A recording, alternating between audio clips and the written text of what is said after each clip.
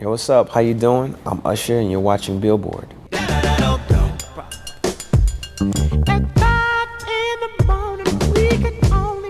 So you just announced the You Are Experience Tour, and you just announced that you have August Alsina opening up for you. How did you go about deciding to go with August Alsina? I kind of consider myself a mentor of many artists. Of course, you know the artists that I've had success with, but I mean, outside of my own wheelhouse, there are other artists that I've been able to, in some way, influence, and I feel that influence. I always thought of that opening spot as the place for the person that I could give an experience that they hadn't had before, and also to kind of mentor them through. She came to give it to you.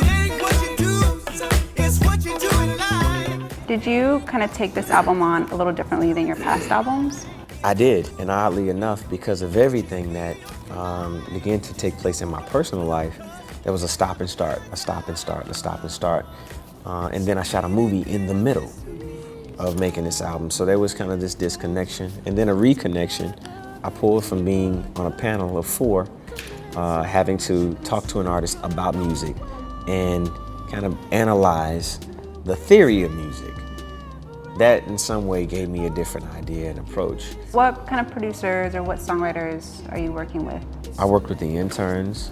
I worked with Pop and Oak. I worked with Pharrell. I worked with JD. I worked with Skrillex and Ed Sheeran and Diplo. Chris Brown is a great songwriter. Are we gonna have him on the album in some kind of way? There is another record that we worked on for the album. You know, more than that, I think that just a relationship is great. The fact that we've been able to just build.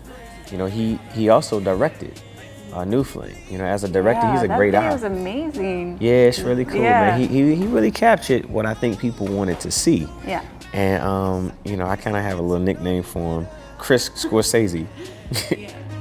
Baby, baby, baby, baby, let's make what we got here last forever. For your 10-year anniversary of Confessions, a little earlier this year, we did an oral history, and I spoke to like Jimmy Jam and Terry Lewis and JD, and everyone kind of had the same story of like, you guys just sat there and had real conversations as to what was going on in your life. Looking back, it was great. It worked. It did work, yeah. What's great is that when you're going through shit, right, you don't know what to expect, and you don't know if you're gonna make it out of it, man. It's like, this is so hard, but it'll prove to not have been as hard as you thought when you got into the other side of it. This album isn't about a specific topic or specific period of my life. I work on, who knows, 40 to 50 songs in making an album. Some of them may be finished, some of them may be a chorus, a hook, a bridge.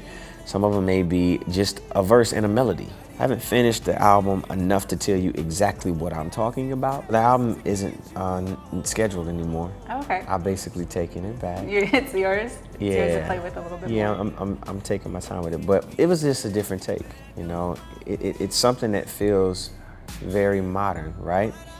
But the vocal on it feels very specific to my style. I wanted to do something that I felt like would be current, but wouldn't necessarily conform specifically. And really, ultimately, at the end of the day, all of this is just about having fun. You get in the studio, you go with what you feel, and that's it. I was the one who made you love me.